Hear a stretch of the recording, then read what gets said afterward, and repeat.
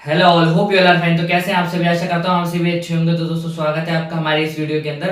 तो दोस्तों ये सीरीज होने वाली है बहुत ज्यादा इंपॉर्टेंट सीरीज। तो इस सीरीज के अंदर हम आप कवर करने वाले हैं 15 एपिसोड, जिसके अंदर 12 एपिसोड्स जो होंगे उनमें 25 क्वेश्चन आ रहे होंगे। तो इसका एपिसोड नंबर 1 है। इस एपिसोड के अंदर हम जो भी क्वेश्चन कराने जा रहे हैं ये आपको पीछे स्क्रीन पर दिख रही होगी, India biggest series 15 episode to crack your board exam. इसके अंदर जो भी हम आपको क्वेश्चन कराएंगे उसकी पीडीएफ आपको यहाँ मिल जाएगी, और ये रहे उसके पीवाई 100 पीवाई की उसका लिंक भी आपको मिल जाएगा। ठीक है, ये सब्जेक्ट वाइज है तो एसएसटी का मिलेगा यहाँ पे, और जो ऐसी आपकी साइंस की एक प्रॉपर पीडीएफ बना के दे दी जाएगी आपको, और वीडियोस भी आपको मिल जाएगी। ठीक है, क्वेश्चन आपको हिंदी इंग्लिश दोनों लैंग्वेज के अंदर इसके अंदर मिल रहे होंगे, और इसके सॉल्यूशन भी हिंदी इंग्लिश दोनों ही लैंग्वेज के अंदर मिल रहे होंगे विद वीडियो एक्सप्लेनेशन। तो आई होप आज की वीडियो आपको अच्छी लगे। वीडियो अच्छी लगे तो लाइक कर देना, और अपने दोस्तों के साथ शेयर करना बिल्कुल भी मत भूलना। ठीक है दोस्तों, तो आज की इस वीडियो के अंदर हम जो भी क्वेश्चन कराएंगे वो डायरेक्ट आपके बोर्ड एग्जाम में आएगा। क्यों? क्योंकि previous year question most important question, most likely most probably question है।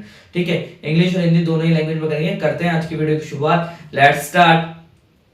हाँ तो दोस्तों सबसे पहला आया था आपका describe the effects of French revolution. अब देखो फ्रेंच रेवोल्यूशन हुई थी 1789 में। जब 1789 में फ्रेंच रेवोल्यूशन हुई तो ये रिवॉल्यूशन हुई थी मोनार्की के अगेंस्ट में। तो मोनार्की के अगेंस्ट में होगी तो यानी जब वो रेवोल्यूशन सफल हो गई तो फिर उसके बाद मोनार्की तो नहीं आएगी, डेमोक्रेसी आएगी। तो डेमोक्रेसी आई थी। तो इसके अलग अलग इफेक्ट्स थे। सबसे पहला था पॉलिटिकल इफेक्ट्स, आपका देख सकते हैं आप। पॉलिटिकल इफेक्ट्स इसका क्या कहता है कि rise of democracy, rise of democracy inspired revolution में अलग अलग कंट्रीज में रेवोल्यूशन और हुई। फ्रेंच को नेशनल लैंग्वेज बना दिया गया, एक नेशनल लैंग्वेज बना दिया गया, और न्यू ट्राई कलर का यहाँ पे फ्लैग लाया गया।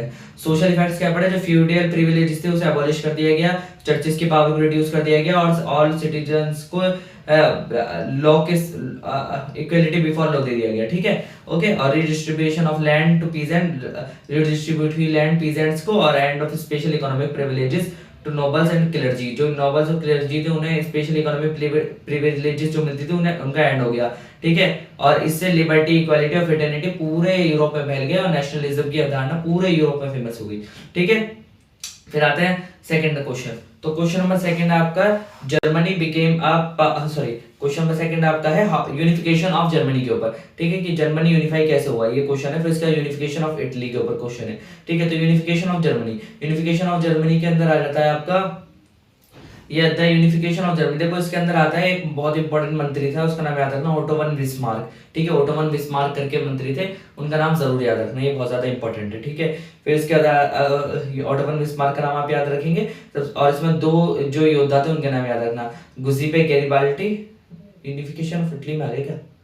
अच्छा, ओके ओके, पहले यूनिफिकेशन ऑफ इटली कर लेते हैं। यूनिफिकेशन ऑफ इटली क्वेश्चन में थर्ड है। तो इसके अंदर आपने गुजिपे गैरिबाल्डी, गुजिपे मैज़िनी और काउंट कावुर मंत्री था, इन तीनों के नाम जरूर याद रखना। और सिडनी पिडमोंट नाम के एक एरिया था, उसका नाम याद रखना। ठीक है, इसके अंदर ये इंपॉर्टेंट चीज है। तो देखो काउंट कावुर जो था ये मंत्री था, ये किसका मंत्री था? इटली के सिडनी पिडमोंट रीजन का। ठीक है, इसने क्या किया था 1830 इसने क्या किया था, इसने जो है सिडनी पिडमोंट के जो राजा थे उनके साथ मिलकर जो ऑस्ट्रिया से वॉर लड़ी थी, जिससे क्या हुआ, ऑस्ट्रिया को हटा के जो 7 भागों में हमारा इटली टूटा हुआ था उसे एकीकृत किया, यूनिफाई कर दिया गया था। ठीक है, गुजिपे मैज़िनी ने सबसे पहले इसकी नींव डाली थी 1831 में, यंग इटली और यंग यूरोप नाम के संगठन बना के। ठीक है, और गुजिपे गैरिबाल्डी ने रेड टी-शर्ट आर्मी से क्या किया था, नोपल्स और सिसिली छीन लिया था, जो दूसरे राजाओं के अंडर में आया था करता था। फिर बाद में 1861 में इसे किंगडम ऑफ इटली और 1861 के अंदर प्रोक्लेम कर दिया गया था। ठीक है, फिर बाद में भी कुछ रोम और वेनेटे इसमें ऐड हुए, रोम और वेनेटाई इसमें ऐड हुए बाद में 1866 और 1870 में। ठीक है,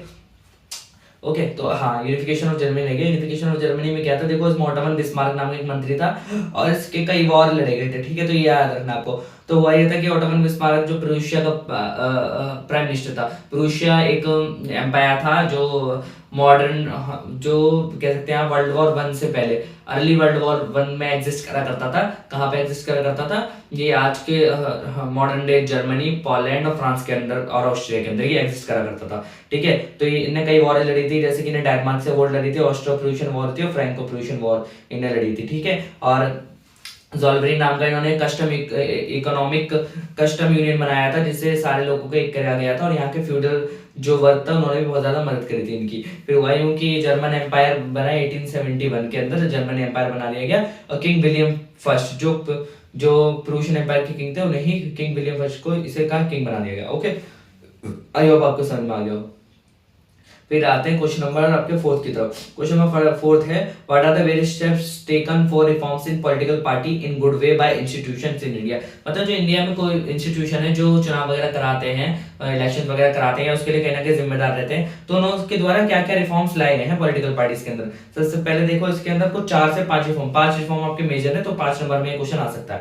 ठीक है, देखो 5 नंबर का क्वेश्चन आया तो आपको ये तो लिखना ही है, साथ में और थोड़ा डिटेल में और लिखोगे तो आपको अच्छे मार्क्स मिलने के चांसेस ज्यादा बढ़ जाएंगे। ठीक है, सबसे पहले आता है कि anti defection law. Anti defection law क्या था कि मतलब कोई भी उम्मीदवार, कोई भी कैंडिडेट किसी पार्टी के सिंबल पर चुनाव लड़ता, चुनाव जीतने के बाद वो दूसरी पार्टी में शामिल हो जाता है, तो ये करना गैर कानूनी घोषित कर दिया गया। उसी के साथ अगर कोई ऐसा करेगा तो उसे अपने पोजीशन से रेजिग्नेशन देना होगा। ठीक है, फिर सुप्रीम कोर्ट ने क्या करा, सुप्रीम कोर्ट ने जितने भी जो उम्मीदवार होंगे किसी पार्टी के या जो बड़े लेवल के फिक्स चेहरे होंगे, उन सबको क्या कहा कि भाई अगर आप पॉलिटिक्स में जाओगे तो अपने जितने भी क्रिमिनल रिकॉर्ड्स हैं, जितनी भी एसेट्स है, लायबिलिटीज है, ये सब जो है गवर्नमेंट को बता के जाओ, सॉरी सुप्रीम कोर्ट को बता के जाओगे।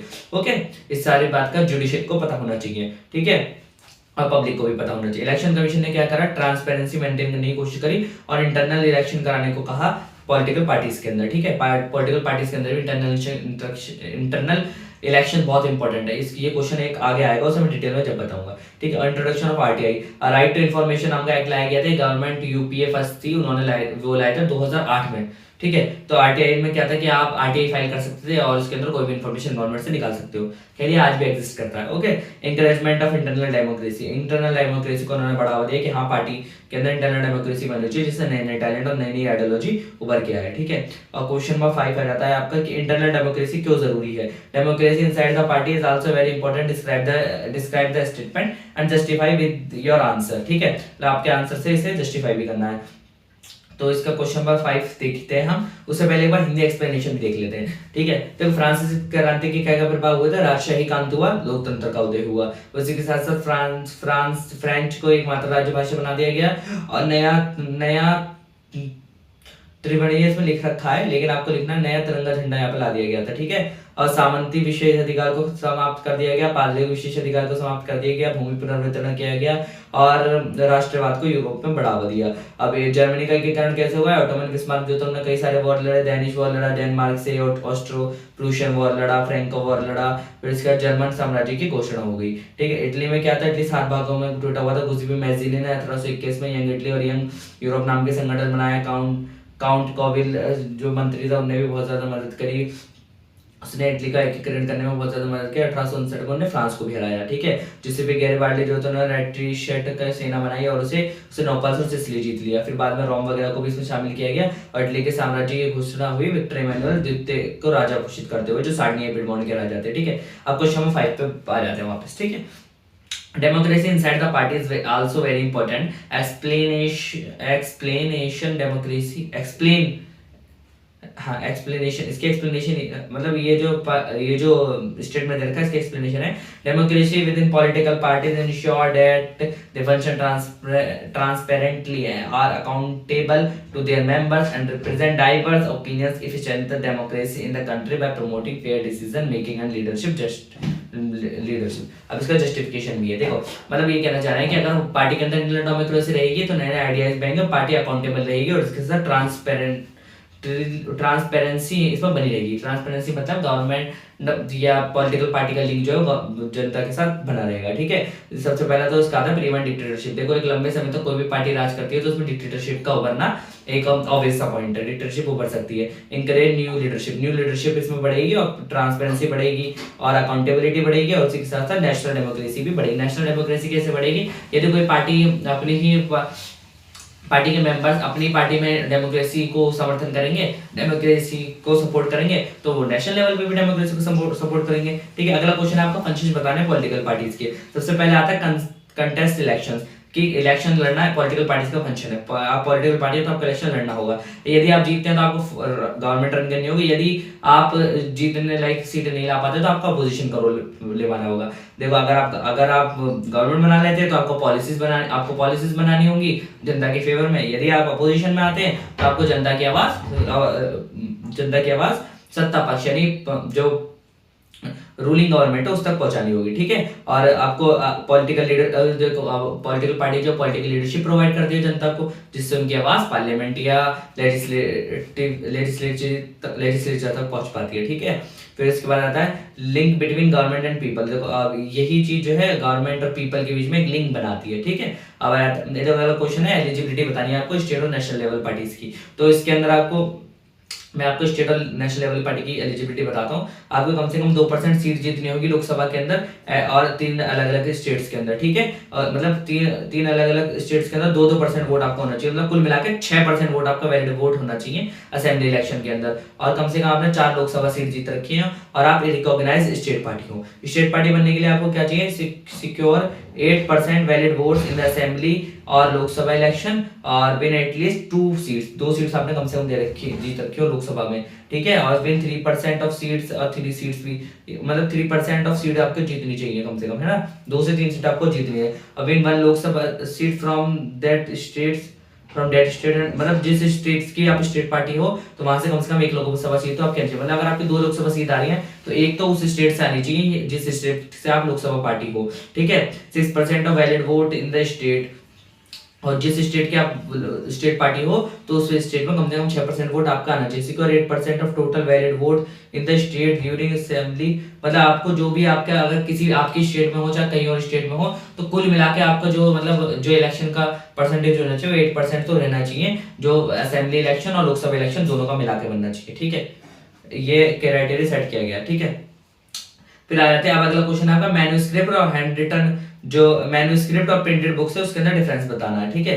हाँ तो क्वेश्चन नंबर 7 है, व्हाट नहीं क्वेश्चन नंबर 8 है, what state the difference between manuscript and handwritten, manuscript handwritten and printed books. देखो सिंपल सा है, इसमें 4 डिफरेंस आप मेजरली बता सकते हो। तो 4 डिफरेंस क्या है, सबसे पहले तो क्रिएशन प्रोसेस। देखो मैन्युस्क्रिप्ट को क्रिएट करना एक काफी टिपिकल प्रोसेस है क्योंकि इसके लिए स्कॉलर्स वगैरह चाहिए होता है, नॉलेजेबल पर्सन की बहुत ज्यादा जरूरत होती है। वही प्रिंटेड बुक्स के लिए आज के जमाने में मास प्रोडक्शन बहुत ईजी है क्योंकि इसे आराम से प्रिंट किया जा सकता है, जरूरी नहीं है आपके पास बहुत ज्यादा नॉलेज हो। आपके पास जो अगर कोई ऐसा पॉइंट है जिसे आप जनता से डायरेक्ट कनेक्ट हो सकते हो तो आप इसे कर सकते हो, मतलब इसमें आप भाग ले सकते हो। दूसरा टाइम एंड एफर्ट। देखो मैन्युस्क्रिप्ट हैंड रिटन जो होती हैं, जो इनमें तो भाई बहुत ज्यादा टाइम लगेगा क्योंकि ये हाथों से लिखनी पड़ती है। वही जो दूसरे आगे आपकी प्रिंटेड बुक्स में इतना टाइम नहीं लगता है क्योंकि वो एक ही बार में आप कई सारी कॉपी, हजारों थाउजेंड्स ऑफ लाख्स कॉपी आप एक ही बार मशीन से निकाल सकते हो। कॉस्ट की बात करें तो मैन्युस्क्रिप्ट हैंड रिटन जो है वो बहुत ज्यादा एक्सपेंसिव होती है और ज्यादातर अमीरों को शौक होते हैं इन्हें पढ़ना, ठीक है। और वही प्रिंटेड बुक्स जो है वो नॉर्मली चीपर होती है तो जनता तक एक्सेसिबल ज्यादा होती है, ठीक है। अवेलेबिलिटी की बात करें तो देखो मैन्युस्क्रिप्ट हैंड रिटन जो होती है वो कम अवेलेबल होती है और वहीं जो प्रिंटेड बुक्स होती है वो ज्यादा अवेलेबल होती है, ठीक है। इसी चीज को हिंदी में पढ़ ले। देखो राजनीतिक दलों के लिए उठाए गए कदम क्या थे, दल बदल का विरोध, दल बदल नहीं करेगा कोई भी उम्मीदवार। सुप्रीम कोर्ट के आदेश थे कि आप अपनी संपत्ति का जायजा और हलफनामा देंगे। और चुनाव आयोग की भूमिका ये थी कि वो पारदर्शिता बढ़ाएगी और सूचना का अधिकार को घोषित किया गया था और आंतरिक लोकतंत्र को बढ़ावा दिया जाएगा। और पार्टी के भीतर लोकतंत्र इसलिए महत्वपूर्ण है क्योंकि वो पार्टी के भीतर पारदर्शिता और नई विचारधारा को बढ़ावा देता है। तानाशाही को रोक, इसके कुछ बिंदु है जैसे कि तानाशाही को रोकता है, नए नेतृत्व को प्रोत्साहन करता है, पारदर्शिता बढ़ाता है, जवाबदेही में सुधार लाता है, राष्ट्रीय लोकतंत्र को भी मजबूत करता है, ठीक है। और राजनीतिक दलों के कार्य की बात करें तो चुनाव लड़ना उनका कार्य है, सरकार बनाना उनका कार्य है, विपक्षी भूमिका निभाना, नीतियां बनाना और राजनीतिक नेतृत्व प्रदान करना और सरकार और जनता के बीच की कड़ी बनना भी उनका कार्य है, ठीक है। तो मैंने आपको क्वेश्चन नंबर 8 तक बता दिया हिंदी और इंग्लिश दोनों में, ठीक है। तो हिंदी में शायद एक क्वेश्चन अभी कम रह गया, वो बाद में बता देंगे आपको, ठीक है।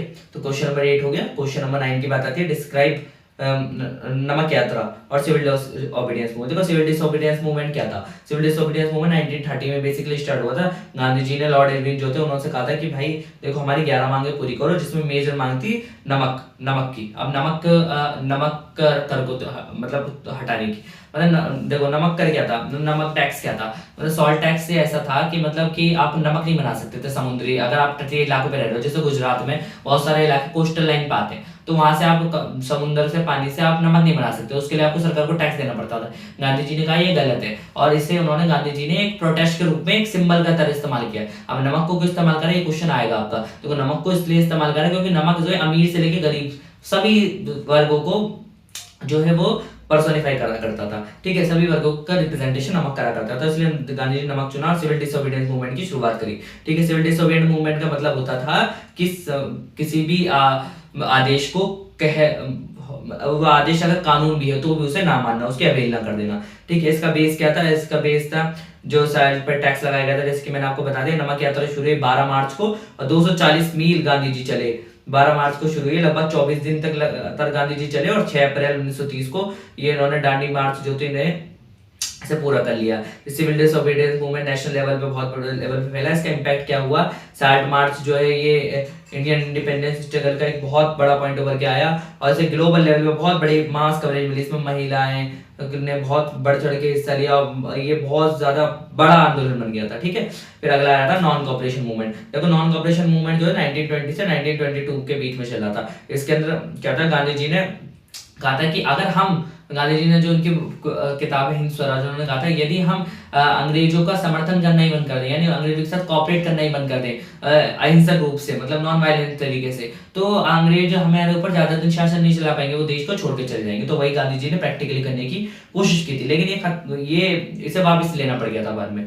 ठीक है, क्यों वापस लेना पड़ गया था वो भी आगे बताएंगे आपको। ठीक है, तो देखो हुआ ये था कि 1920 से लेकर 1922 के बीच में ये आंदोलन बहुत बड़े लेवल पे, नेशनल लेवल पे फैला। इसमें क्या हुआ? जो ब्रिटिश गुड्स थी उनका बाइकआउट हुआ। 100 करोड़ से ज्यादा का उस टाइम पे इंपोर्ट होता था ब्रिटिशर से, लेकिन वो लगभग 50 करोड़ के आसपास ही रह गए, 57 करोड़ लगभग। ठीक है, और non participation in British institution, जो ब्रिटिश इंस्टीट्यूशन थे उसमें पार्टिसिपेट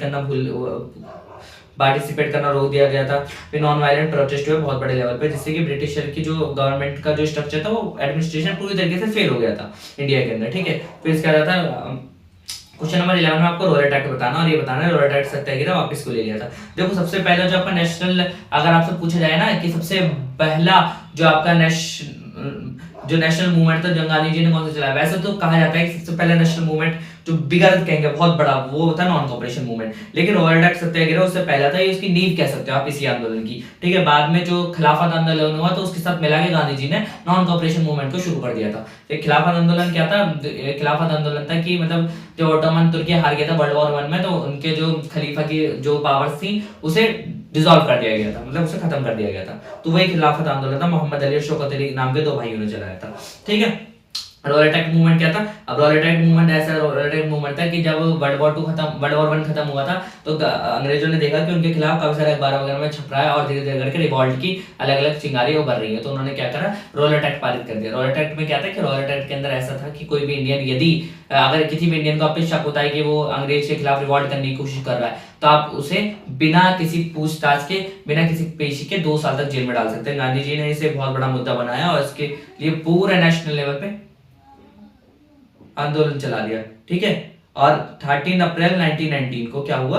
13 अप्रैल 1919 को इस आंदोलन को वापस ले लिया गया। ऐसा क्यों हुआ कि 13 अप्रैल 1919 को हुआ फेमस जलियांवाला बाग हत्याकांड, जिसमें सैकड़ों लोग मारे गए थे। जनरल डायर जो था उसने जो है गोली चलवा दी थी इंडियन रिवॉल्यूशनरी लोगों पे, फ्रीडम फाइटर्स पे। ठीक है, जो कि वो एक नॉन वायलेंट प्रोसेस कर रहे थे आराम से जलियांवाला बाग में बैठ के, और उन्होंने उन पे गोलियां चलवा दी बिना किसी वजह के। तो गांधी जी ने इसे वापस ले लिया। फिर अगला क्वेश्चन आएगा आपका कि आपको बतानी है जो लॉ मेकिंग लिस्ट है अलग अलग लेवल की। तो सबसे पहले आती है यूनियन लिस्ट, फिर स्टेट लिस्ट और फिर कॉन्करेंट लॉज की लिस्ट। ठीक है, तो यूनियन लिस्ट क्या होती है? जिसमें यूनियन बना सकते हैं, जैसे कि डिफेंस, जिसपे यूनियन कानून बना सकता है या सेंटर कानून बना सकता है, जैसे कि defence, foreign affairs, banking etcetera. वही स्टेट लॉज आ जाते हैं, स्टेट के अंदर जैसे police, health care, agriculture etcetera.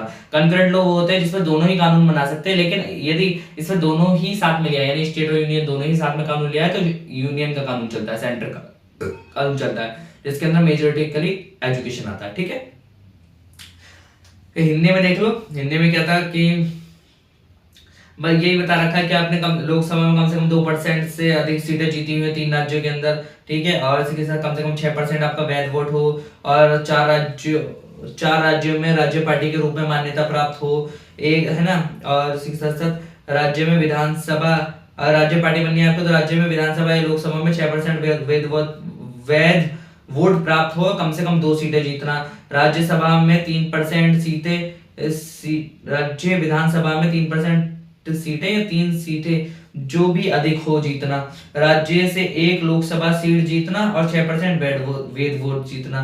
ठीक है, राज्य में विधानसभा या लोकसभा चुनाव में कुल 8% वेद वोट जीतना, ये मापदंड जो है निर्वाचन आयोग के द्वारा तय किए गए। पांडुलिपियां, और उसमें मैंने बताया कि पांडुलिपियां मुद्रित पुस्तकों में देखो रचना प्रक्रिया में भी देखो दिक्कतें पांडुलिपिया में और फायदे मुद्रित पुस्तकों में। ठीक है, देखो पांडुलिपिया में रचना प्रक्रिया में बहुत टाइम लगता है, इसमें टाइम नहीं लगता, इसमें समय नहीं लगता। ठीक है, इसमें रचना प्रक्रिया इसकी बहुत जटिल होती है, इसकी जटिल नहीं होती मुद्रित पुस्तकों, इसमें समय बहुत ज्यादा लगता है पांडुलिपियों में, लेकिन मुद्रित पुस्तकों में नहीं लगता। लागत भी पांडुलिपि में ज्यादा आती है, मुद्रित पुस्तक में नहीं आती।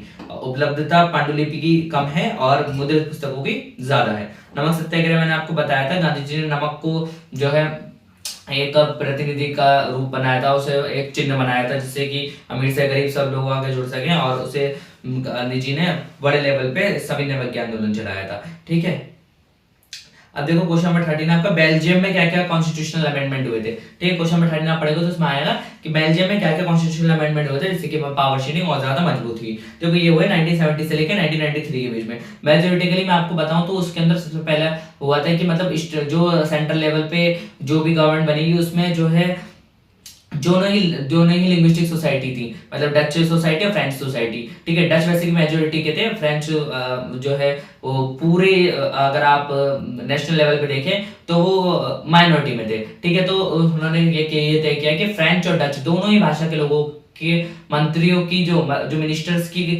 जो नंबर होंगे वो बराबर होंगे गवर्नमेंट के अंदर। ठीक है, और फिर यही चीज फिर क्या कि फिर फेडरल सिस्टम अपनाया उन्होंने, फिर फेडरल सिस्टम को लागू भी करा, फिर कम्युनिटी गवर्नमेंट बनाई उन्होंने। ठीक है, कम्युनिटी गवर्नमेंट जिससे कि कोई भी कम्युनिटी में दिक्कत आती है तो वो सॉल्व करेंगे। फिर जो उनकी कैपिटल थी ब्रुसेल्स, वहां पे अलग लेवल की गवर्नमेंट बना दी, वहां पे हालांकि फ्रेंच मेजोरिटी में थे और डच बोलने वाले जो लोग थे वो माइनॉरिटी में थे, लेकिन वहां पे भी उन्होंने जो इक्वल रिप्रेजेंटेशन रखा दोनों ही उसके लोगों का, मतलब दोनों ही लैंग्वेज वाले लोगों का। ठीक है, तो ये इसके अंदर थे। देखो अब इस क्वेश्चन में 14 आपका कि 1990 से पहले, देखो क्वेश्चन में 14 में आपको दिखाई देता हूँ कि 1990 से पहले जो है जो हमारे ये क्वेश्चन नंबर 14 मेन कोर्सेज बताइए डिपेंडेंसी ऑफ स्टेट गवर्नमेंट और सेंट्रल गवर्नमेंट बिफोर 1990।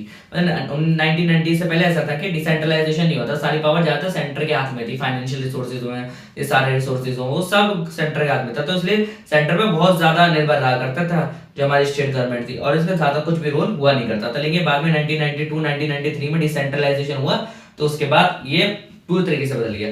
ठीक है, देखो 1990 से पहले क्या था, देखो एक तो फाइनेंशियल डिपेंडेंसी थी, मतलब जो भी पैसा दिया करते थे वो सेंटर दिया करती थी स्टेट गवर्नमेंट को, सेंट्रलाइज प्लानिंग हुआ करती थी, मतलब प्लानिंग जो भी वो सेंटर बेस्ड होती थी, स्टेट बेस्ड नहीं हुआ करती थी। कंट्रोल ओवर की रिसोर्स, जितने भी की रिसोर्सेज थे उस पे सेंट्रल गवर्नमेंट का कंट्रोल था, ना कि स्टेट का। यूनियन लिस्ट में जो है अधिक से अधिक मुद्दे लपेटने की कोशिश की गई थी, वही स्टेट लिस्ट में कम से कम कर दिया गया। और एक तो प्रेसिडेंट रूल, देखो आर्टिकल 356 के द्वारा क्या होता है कि अगर किसी भी स्टेट के गवर्नर को ऐसा लगता है कि सरकार सही काम नहीं कर रही है तो वो प्रेसिडेंट को एक लेटर लिखता है और उस गवर्नमेंट को भंग करा देता है, मतलब खत्म करा देता है कि ये विधानसभा भंग हो चुकी है।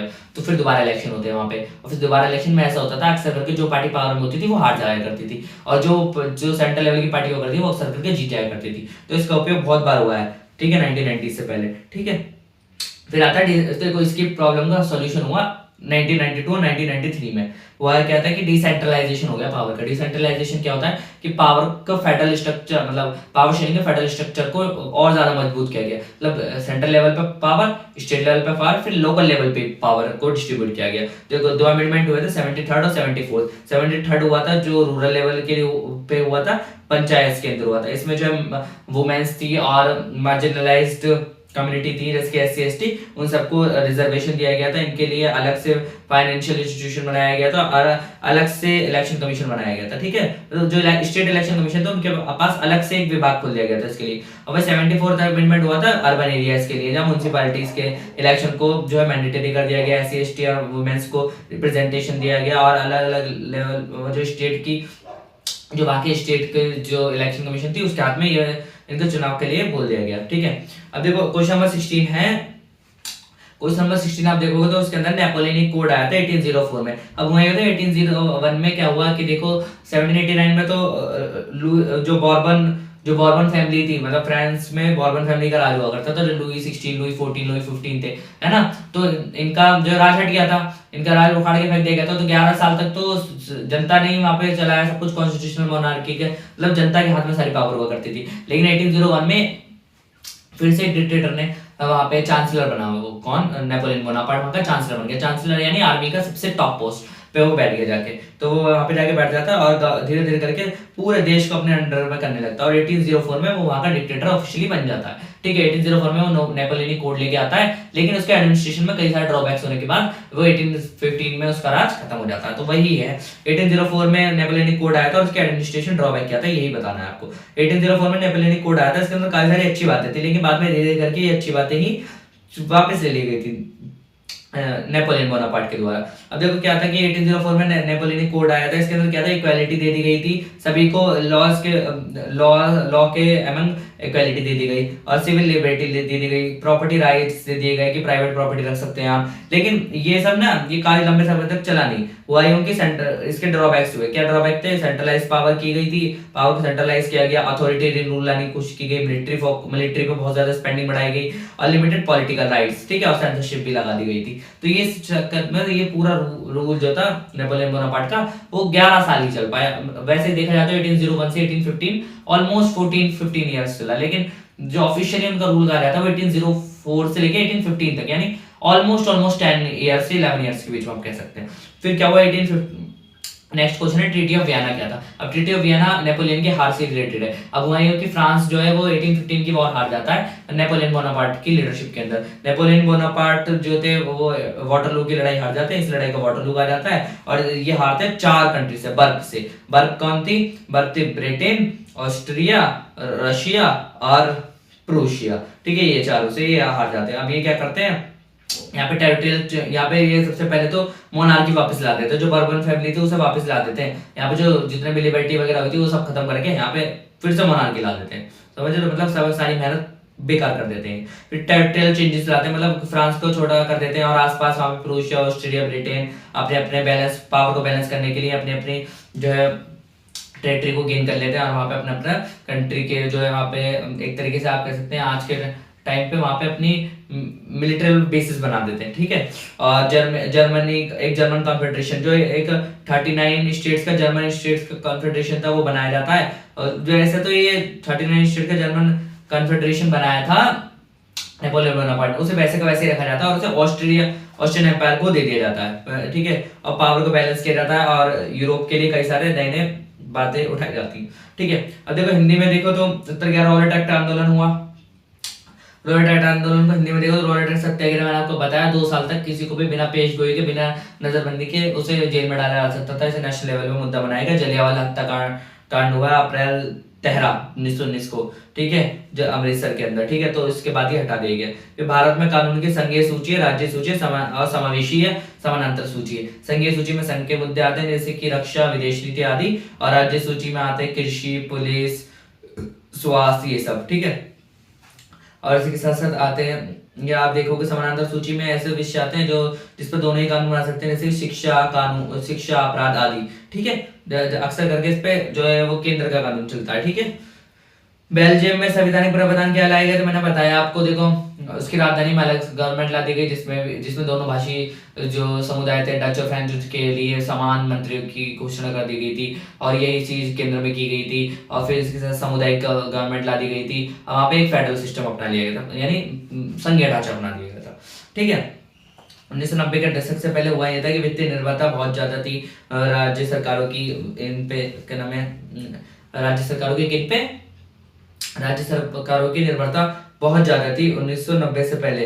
किनके ऊपर निर्भरता बहुत ज्यादा थी, केंद्र सरकार के ऊपर। फिर केंद्रीय योजना, ठीक है, और केंद्रीय योजना आयोग द्वारा देशों के विकास की प्राथमिकताएं तय की गई थी, मतलब कि केंद्रीय योजना थी। तो केंद्रीय योजना में क्या था कि मतलब सेंट्रल, केंद्र के स्तर पर जो है वो योजना बनाई जाती थी, राज्यों को अक्सर करके नहीं देखा जाता था, और संघ का वर्चस्व था, और राष्ट्रपति शासन अक्सर करके लगा दिया जाता था। अब क्वेश्चन नंबर 19 है रोमांटिसिज्म, और उसी के साथ कल्चर रेवोल्यूशन और जुलाई रेवोल्यूशन, ये तीनों आपको इस क्वेश्चन में बताने होंगे शायद, जहां तक मुझे आइडिया, ठीक है। हाँ, तो क्वेश्चन पढ़ लेते हैं आपका। क्वेश्चन नंबर 18 बताना हमें पहले, describe romanticism, cultural revolution and July revolution in Europe. देखो अब जो स्टार्टिंग के दो वर्ड है कल्चरल रेवोल्यूशन और रोमांटिज्म, ये तो एक ही चीज से रिलेटेड है, ये है ट्रीटी ऑफ कॉन्स्टेंटिनोपल से रिलेटेड। ट्रीटी ऑफ कॉन्स्टेंटिनोपल हुई थी, कब हुई थी? ये हुई थी 19th सेंचुरी के एंड में, ठीक है। तो अभी बता रहा हूँ आपको, ठीक है। तो क्वेश्चन नंबर आपका 18 है, ठीक है। तो 18 के अंदर क्या था, देखो रोमांटिज्म क्या था कि जो वहाँ के जितने भी मतलब जो ग्रीस था, ग्रीस या यूरोप का जो साउदर्न यूरोप था, जहाँ से यूरोप की सिविलाइजेशन बनी थी, ठीक है। तो यूरोप की सिविलाइजेशन कहाँ से बनी थी? ग्रीस से बनी थी। तो जो ग्रीस है उसे उसका पालना भी कहा जाता है, ठीक है, या मदर ऐसे कुछ नाम होता है पालने का, मुझे भी याद नहीं आ रहा, वो मेंशन कर दूंगा, ठीक है। तो मदर वे कहा जाता, तो वो उसे ग्रीस को बताया गया, ठीक है। तो इसके अंदर क्या था, नए नए जो पॉइंट्स थे, जैसे कि विलियम वर्ड्सवर्थ, विलियम वर्ड्सवर्थ, ठीक है, Lord Byron, Ludwig van Beethoven, इन सब ने क्या कहा था, जो यूरोपियन लिटरेचर को बहुत ज्यादा बढ़ावा दिया, म्यूजिक को बढ़ावा दिया और नेशनल मूवमेंट को भी बढ़ावा दिया। फिर कल्चर रेवोल्यूशन इससे रिलेटेड थी, कल्चर के भी यहाँ पे उन्होंने बताया कि यूरोप का कल्चर कितना महान है, यूरोप किसी की गुलामी के अंदर नहीं रहेगा और यूरोप को आजादी चाहिए और यूरोप डेमोक्रेसी को पाके रहेगा, ठीक है। जुलाई रेवोल्यूशन क्या थी, देखो ये फ्रांस में हुई थी। जुलाई रेवोल्यूशन हुआ ये होता है जैसे 1815 में हार गए थे नेपोलियन बोनापार्ट, तो उसके बाद मोनार्की दोबारा आ गई थी। लेकिन हुआ कि 1830 में जो एक लिबरल और मिडल वर्ग उभरा, ठीक है, मध्य वर्ग उभरा। तो मिडल वर्ग जो उभरा उसने क्या करा, मतलब मोनार्की को पूरी तरीके से हटा के फेंक दिया। लेकिन ये ना जब संसद में दोबारा से जो है डेमोक्रेसी लाने की बात की गई, तो कई ज्यादा अभिजात वर्ग वगैरह जो थे ना, वहाँ के फ्यूडल सिस्टम जो था, जो फ्यूडल पीपल्स थे, उन लोगों ने क्या करा, इस पूरे रिजीम को कंट्रोल करने की कोशिश करी गई। लेकिन जो असल जिन्होंने मेहनत की थी, उन्हें ऐसा देखा कि भाई हमारा तो इसमें कुछ फायदा नहीं हो रहा, तो उन्होंने इससे अपना पावर छीन ली। और जो यहाँ का राजा था चार्ल्स 10, उसने जो है ये पूरे के पूरे रिजीम को कुचल दिया था, ठीक है।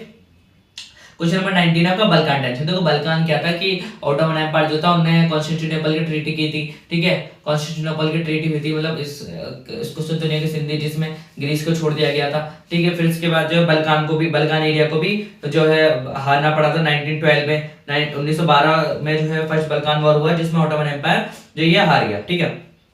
देखो अब पढ़ते हैं, देखो सबसे पहला है, देखो कि हुआ यूं कि 20वीं सदी में ये हुआ बल्कान टेंशन क्या थी कि ऑटोमन एम्पायर के अंदर जो एरिया आता था ना, बल्कान के एरिया, इसके चक्कर में सारे यूरोपियन कंट्रीज लड़ने लग गए और वर्ल्ड वॉर 1 हो गया, ठीक है। देखो इसमें सबसे पहला है ऑटोमन एम्पायर डिक्लाइन हुआ, फिर नेशनलिज्म मूवमेंट बढ़ रहे थे, फिर बल्कान वॉर हुआ, फर्स्ट बल्कान वॉर हुआ, कॉलिशन ऑफ बल्कान वॉर हुआ, कॉलिशन हुआ है कई सारे देशों के, सर्बिया, मोंटेनेग्रो, ग्रीस, बुल्गारिया, ये सब लड़े ऑटोमन एम्पायर से, ऑटोमन एम्पायर को हरा दिया। फिर 1913 में दूसरा वॉर हुआ, ठीक है। इसके अंदर क्या हुआ, जो बुल्गारिया को हरा दिया बाकी सारे देशों ने मिलकर, ठीक है, सर्बिया, ग्रीस और रोमानिया, मोंटेनेग्रो वगैरह ने सबने मिलकर हरा दिया, ठीक है। फिर धीरे धीरे करके यूरोपियन पावर इसके अंदर ज्यादा इंटीग्रेट होती गई और हुआ ये कि जो यहाँ के राजकुमार थे ऑस्ट्रिया की, इन्हें हत्या कर दी गई एक सर्बियन नेशनलिस्ट सराजेवो के द्वारा, इन सरजेवो में। तो इससे क्या हुआ, फर्स्ट वर्ल्ड वॉर हो गया, ठीक है।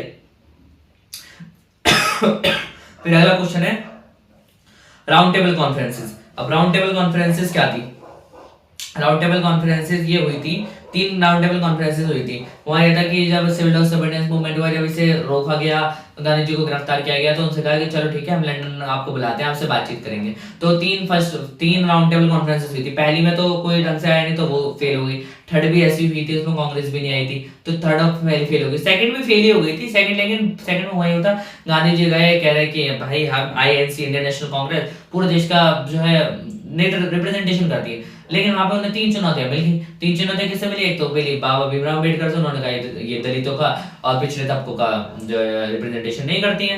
तो फिर मोहम्मद अली जिन्ना ने भी बोला कि मुस्लिम्स का रिप्रेजेंटेशन नहीं करते, और फिर प्रिंसली स्टेट्स थे, उन सब ने बोल दिया कि हमारा रिप्रेजेंटेशन नहीं करते। तो ये फेल हो गई। जब वापस आए गांधी जी, तो देखा उन्होंने भाई हम तो कांग्रेस के सारे लोगों को जेल में डाल रखा है, तो उन्होंने दोबारा सिविल डिसोबीडियंस मूवमेंट चालू करा, लेकिन ये फेल हो गया, ठीक है। ठीक है। अब देखो क्वेश्चन नंबर 21 है कि अगर जो एक के लिए डेवलपमेंट है वो दूसरे के लिए डिस्ट्रक्शन भी हो सकता है, मतलब जो एक के लिए विकास है वो दूसरे के लिए विनाश हो सकता है। अब आपको कैसे, ऐसे देखो, एनवायरमेंटल इम्पैक्ट, मान लीजिए कोई इंडस्ट्रियल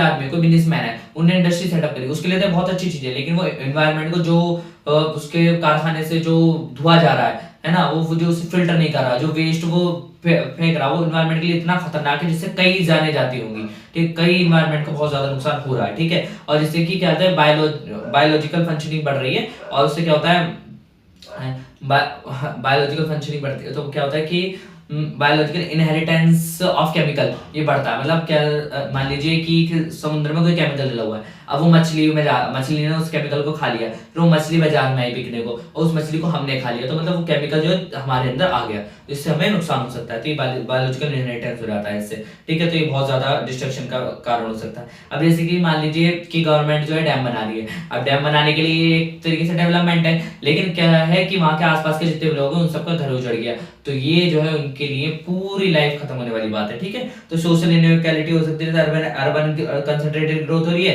तो रूरल के लिए बहुत ज्यादा नुकसानदायक भी हो सकती है। पॉलिटिकल डिस्प्लेसमेंट्स भी होती हैं अक्सर करके, जैसे कि झुग्गियां वगैरह में या इंफ्रास्ट्रक्चर बनाने के चक्कर में क्या होता है, तो झुग्गी वगैरह में लोग रह रहे होते हैं, उन्हें कुछ दिया नहीं जाता और ऐसे निकाल दिया जाता है और कह दिया जाता है आप गैर कानूनी एरिया पे रह रहे हो, ठीक है। ओके, फिर क्वेश्चन देखो, ये उत्तर 15 का हिंदी संशोधन है, ठीक है, हिंदी ट्रांसलेशन है, ठीक है। हिंदी ट्रांसलेशन आप देखो, इसमें देखो 73वें 74वें संवैधानिक संशोधन हुए, इसमें विकेंद्रीकरण किया गया। विकेंद्रीकरण करने के लिए 73वां संशोधन हुआ था, वो ग्रामीण बेस पे हुआ था, और ये जो है ये 74वां संशोधन नगर पालिका, ये जो है शहरीकरण के बेस पे हुआ। इसमें क्या है, इसमें दोनों में ही वुमेन्स, जो अनुसूचित जातियां और अनुसूचित जनजातियां महिलाएं हैं, इन सबको आरक्षण देने की बात की गई थी, और अलग चुनाव आयोग बनाने की बात की गई थी, और इनके चुनाव मैंडेटरी करने की बात की गई थी, ठीक है। देखो नेपोलियन संहिता, ठीक है, नेपोलियन कोड क्या था, ठीक है, सिविल कोड, सिविल कोड कहते हैं ये, नेपोलियनिक आचार संहिता है ना, इसे ये कहते हैं, ठीक है। नेपोलियन बोनापार्ट लाया था, इसके अंदर उन्होंने संपत्ति का अधिकार दिया था, समानता दी थी, नागरिक स्वतंत्रता दी थी, लेकिन ये ज्यादा दिन चल नहीं पाई। इसके कई सारी कमियां थी कि शक्ति का केंद्रीकरण करने की कोशिश की गई, सत्तावादी शासन लाने की कोशिश की गई, सैन्य विस्तार पर जोर दिया गया, और राजनीतिक अधिकार की कमी कर दी गई, और इसके साथ साथ जो है प्रेस पे सेंसरशिप लगा दी गई थी, ठीक है।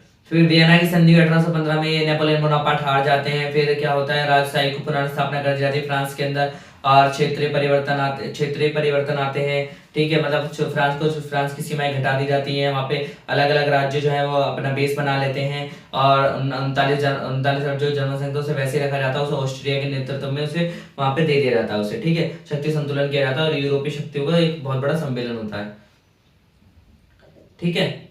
अब आ जाता है क्वेश्चन नंबर 22। देखो इसमें आया है कि ह्यूमन डेवलपमेंट रिपोर्ट और वर्ल्ड डेवलपमेंट रिपोर्ट में क्या फर्क है। देखो ह्यूमन डेवलपमेंट रिपोर्ट जो है ये ह्यूमन सिविलाइजेशन की डेवलपमेंट की बात करती है, वर्ल्ड डेवलपमेंट रिपोर्ट जो है ये वर्ल्ड इकोनॉमी की डेवलपमेंट की बात करती है, ठीक है।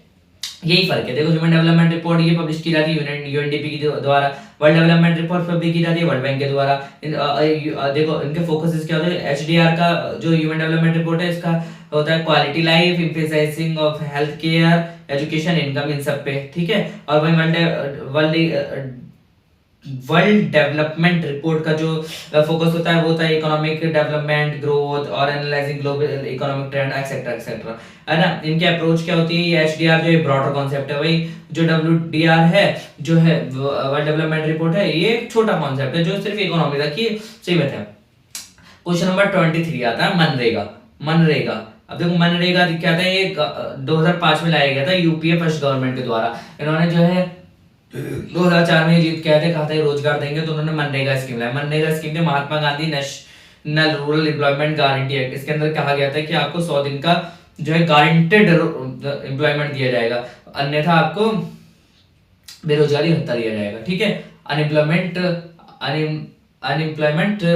फी आपको अनएम्प्लॉयमेंट के लिए पे किया जाएगा, ठीक है। अगर आप अनएम्प्लॉयड रहते हो तो उसके लिए पे किया जाएगा आपको, ठीक है। तो इसके अंदर इसके क्या क्या ऑब्जेक्टिव थे, सबसे पहले तो गारंटी थी एम्प्लॉयमेंट की, 100 दिन के लिए आपको मिलेगा ही एम्प्लॉयमेंट। रूरल डेवलपमेंट हुआ, सोशल सिक्योरिटी दी गई थी कि हाँ आपको 100% मिलेगा, और इसकी आपकी लीगल गारंटी है।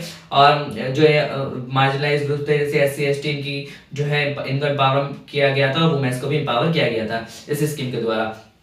क्वेश्चन नंबर 24 आपका है कि फॉर्मल सेक्टर और इनफॉर्मल सेक्टर यानी औपचारिक और अनौपचारिक क्षेत्र जो है, इन दोनों क्षेत्रों में से कौन सा क्षेत्र ज्यादा अधिक बेहतर है।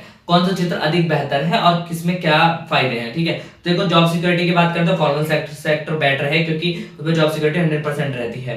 वहीं इनफॉर्मल सेक्टर में कोई जॉब सिक्योरिटी नहीं है, कोई आपका कोई गारंटी नहीं होती इसमें कंपनसेशन ऑफ नोटिस की। ठीक है, कभी भी आपको हटा दिया जाएगा, कभी आपको हायर कर लिया जाएगा। ठीक है, वही वेजेस की बात करें फॉर्मल सेक्टर में आपका एक फिक्स वेज रहता है, इनफॉर्मल सेक्टर का कुछ नहीं पता, ज्यादा भी हो सकता है कम भी हो सकता है।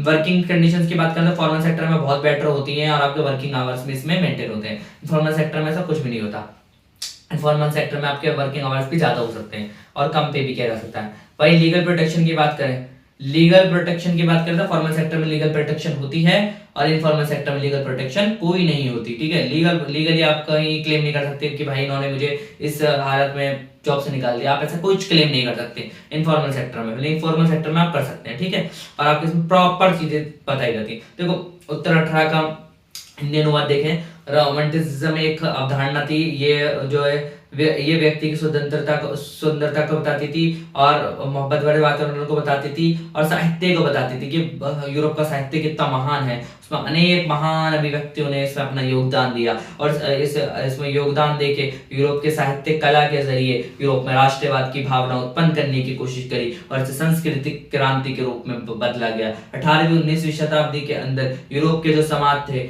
उसके क्रूरता को हटाने के लिए लोकतंत्र स्वतंत्रता और समानता जैसे नए विचार तेजी से फैलने लगे और इन विचारधाराओं ने कालात्मक अभिव्यक्तियों ने पारंपरिक मान्यता को चुनौती दी और स्वतंत्रता तथा व्यक्तिगत अधिकारों के आदेशों को बढ़ावा दिया। इस संस्कृति परिवर्तन ने यूरोप में कई राजनीतिक क्रांतियों की नींव रखी। ठीक है, मतलब कई राजनीतिक क्रांतियां हुई थी। इसके बाद कुस्तुनतुनिया की संधि भी हुई थी एक। ठीक है, फिर फ्रांस में जुलाई क्रांति हुई फ्रांस के अंदर। अब जुलाई क्रांति क्या है मैं आपको बताऊं तो जुलाई क्रांति थी, देखो मैंने वैसे इंग्लिश में आपको बता दिया इसका, देखो हिंदी में अगर आप समझना चाहो तो जुलाई में हुआ 1815 में वाटरलू की वॉर हार गया नेपोलियन बोनापार्ट। 1830 के अंदर क्या हुआ, जुलाई क्रांति हुई। जुलाई क्रांति क्या थी कि मतलब मध्य वर्ग ने पूरी तरीके से राजशाही को उखाड़ के फेंक दिया था, लेकिन वहां के अभिजात वर्ग की वजह से और मतलब जो लोगों को सही तरीके से प्रतिनिधित्व ना मिल पाने की वजह से ये पूरी की पूरा जो आंदोलन था इसे कुचल दिया गया था। ठीक है, बल्कान तनाव क्या था, बल्कान एक रीजन था जो बल्कान में तनाव कैसे उत्पन्न हुआ, ऑटोमन साम्राज्य का पतन। ऑटोमन साम्राज्य में कोई बड़ा मतलब वो बहुत कमजोर हो चुका था, इस वजह से यहाँ पे जो है राष्ट्रवाद की भावना उत्पन्न हुई और यहाँ से जो है यूरोप के लोगों ने कहा कि हम इन ऑटोमन साम्राज्य से आजाद होना चाहते हैं। पहला बल्कान युद्ध हुआ जिसमें ऑटोमन एम्पायर को हराया गया सर्बिया, ग्रीस, मॉन्टेनेग्रो, बुल्गारिया द्वारा। फिर दूसरे में क्या हुआ, बुल्गारिया को हरा दिया इन सबने मिलके। ठीक है, फिर हुआ ये कि इसी चक्कर में क्या हुआ कि बड़े बड़े जो यूरोपीय शक्तियां थी, महाशक्तियां इसमें उलझने लग गई और ऑस्ट्रिया के जो राजकुमार थे उनकी हत्या कर दी गई थी एक सर्बिया के राष्ट्रवादी के द्वारा, जिससे कि वर्ल्ड वॉर 1 हो गया। अब देखो गोलमेज सम्मेलन, 3 गोलमेज सम्मेलन हुए। प्रथम गोलमेज सम्मेलन में सुधारों पे बात की गई थी, गांधी जी भागीदारी थे, गांधी को पहले सम्मेलन में आमंत्रित नहीं किया गया था। ठीक है, ये भी फेल हो गया था, दूसरा सम्मेलन भी फेल हो गया था, तीसरा भी फेल हो गया था। इसे आप हिंदी में अच्छे से पढ़ लीजिएगा, वैसे मैंने इंग्लिश में इसको बता दिया। तो क्वेश्चन नंबर 25 आ गया आपका, सेल्फ हेल्प ग्रुप क्या है, इसके ऑब्जेक्टिव और बेनिफिट्स क्या है। सेल्फ हेल्प ग्रुप क्या है, सेल्फ हेल्प ग्रुप्स हैं small volunteer association of people usually from rural areas who come together to solve common problems especially related to financial and social issues. They are typically formed by women or marginalized groups to promote savings, mutual supporting and community development. ठीक है, मतलब क्या था कि जो भी group थे, marginalise group थे, इन सब ने मिलके एक गवर्नमेंट बनाई, एक ग्रुप बनाया जिसके अंदर वो फाइनेंशियली और सोशली आपको एक दूसरे को सपोर्ट करेंगे। इसके ऑब्जेक्टिव क्या थे, प्रमोट सेविंग्स को प्रमोट करना, क्रेडिट्स को देना, एम्पावर करना वुमेन्स को, मार्जिनलाइज्ड कम्युनिटीज को, सोशल और इकोनॉमिक डेवलपमेंट बढ़ाना और सपोर्ट करना, सॉलिडेरिटी क्रिएट सपोर्ट सिस्टम। हाँ, आपके पीछे सपोर्ट है फाइनेंशियली भी और सोशली भी, आप इस बात की टेंशन ना लें, इस चीज को पैदा करना समाज के अंदर। बेनिफिट्स कहते हैं इसके, फाइनेंशियल इंक्लूजन में लोगों को फाइनेंशियली स्टेबल होने के मौका मिला, एम्पावरमेंट हुआ, कम्युनिटी डेवलपमेंट हुआ और कैपेसिटी बिल्डिंग हुई लोगों की, हाँ कि हम कैपेबल हैं किसी काम को करने के लिए, और रिडक्शन इन पॉवर्टी भी घटी थी इसकी वजह से। इसका हिंदी ट्रांसलेशन देखिए तो उत्तर 21 का अंदर आ जाते हैं। देखो आप हिंदी ट्रांसलेशन में, जो एक के लिए विनाश है उस विकास है, दूसरे के लिए विनाश हो सकता है। जैसे कि मैंने आपको बताया है कि एक औद्योगिक व्यापारी है, उसके लिए तो एक औद्योगिक फैक्ट्री लगना विकास है। वहीं उसके धुएं से होने वाले जो पूरे समाज को खतरा पड़ रहा है वो विनाश है। वहीं कोई सरकार डैम बना रही है तो वो विकास है। वहीं जो दूसरे व्यक्ति का घर उजड़ रहा है उसके लिए विनाश है। कई राजनीतिक प्रोजेक्ट के तहत लोगों का घर उजड़ रहा है वो विनाश है, लेकिन वो राजनीतिक पार्टियों के लिए विकास है। तो मानव विकास रिपोर्ट और विश्व विकास रिपोर्ट में क्या फर्क था? विश्व विकास रिपोर्ट आर्थिक स्तर को देखती है और मानव विकास रिपोर्ट पूरे मानव सभ्यता के विकास को देखती है। ठीक है। मनरेगा लाया गया था, इसके अंदर 2005 में लाया गया, 100 दिन के जो न्यूनतम रोजगार आपको दिया जाएगा इसकी गारंटी दी गई थी। औपचारिक और अनौपचारिक क्षेत्र में देखो, नौकरी की सुरक्षा औपचारिक क्षेत्र में है, अनौपचारिक क्षेत्र में नहीं है। वेतन औपचारिक क्षेत्र में न्यूनतम और निश्चित मिलता है, अनौपचारिक क्षेत्र में न्यूनतम और निश्चित नहीं मिलेगा। कार्य परिस्थितियां इस अनौपचारिक में बहुत ही बेकार हैं, औपचारिक में काफी अच्छी हैं। कानूनी सुरक्षा आपको औपचारिक में मिलेगी, अनौपचारिक में नहीं मिलेगी। स्वयं सहायता समूह एक दूसरे को वित्तीय रूप से, सामाजिक रूप से मदद करने के लिए बनाए गए समूह है। इसके उद्देश्य होते हैं बचत को और ऋण को प्रोत्साहन देना, सशक्तिकरण करना महिला और पिछड़े समुदायों का, ठीक है, और सामाजिक और आर्थिक विकास करना, सहयोग और एकता को बढ़ावा देना। इसके कुछ लाभ हैं, जैसे इसके कुछ लाभ हुए हैं, जैसे वित्तीय समावेशन हुआ है, लोगों ने औपचारिक बैंकिंग प्रणालियों तक पहुंच नहीं है। ठीक है, तो देखो उन लोगों को ये ऋण देता है जिनकी औपचारिक बैंकिंग प्रणालियों तक पहुंच नहीं है, महिलाओं का सशक्तिकरण करता है, सामुदायिक विकास करता है, क्षमता निर्माण करता है लोगों के अंदर। ठीक है, और इसके साथ गरीबी में भी कमी आई है इसकी वजह से। ठीक है, आप बाकी आप इस पे क्लिक करके वीडियो सॉल्यूशन अच्छे से देख सकते हैं। पीडीएफ का लिंक वगैरह भी सब आपको इसी पीडीएफ में है। देखो वैसे तो मैं पीडीएफ से पढ़ा रहा हूँ आपको, ये पीडीएफ आपको व्हाट्सएप चैनल पे मिल जाएगी, डिस्क्रिप्शन में लिंक मिल जाएगा, कमेंट पिन हो जाएगी, कम्युनिटी पे मिल जाएगा, हर जगह आपको इसका लिंक अवेलेबल हो जाएगा जहाँ मैं करा सकता हूँ। तो आशा करता हूँ आज की वीडियो आपको अच्छी लगी। वीडियो अच्छी लगी तो लाइक कर देना, इस वीडियो बनाने में बहुत मेहनत लगी है। तो आशा करता हूँ आज की वीडियो अच्छी लगी लाइक कर देना। मिलता हूँ आपसे नेक्स्ट वीडियो में, जब तक के लिए जय हिंद, जय भारत।